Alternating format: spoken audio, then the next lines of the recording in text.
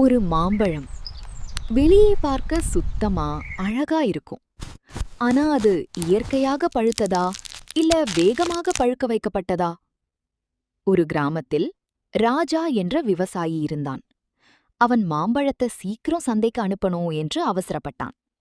அப்போது ஒருத்தர் அவனிடம் சொன்னார், கால்சியம் கார்பனேட் போட்டா மாம்பழம் சீக்கிரம் பழுக்கும்.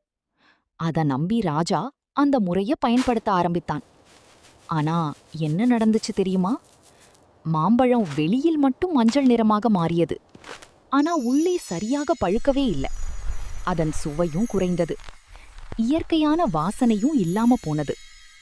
இத சாப்பிட்ட மக்களுக்கு வயிற்று பிரச்சனைகள், ஜீரண கோளாறுகள் வர ஆரம்பித்தது.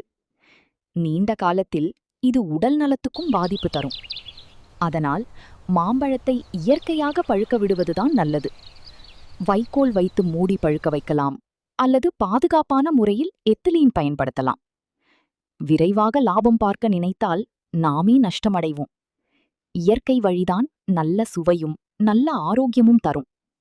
நம்ம சாப்பிடுறதுக்கு நாமே கவனமா இருக்கணும்.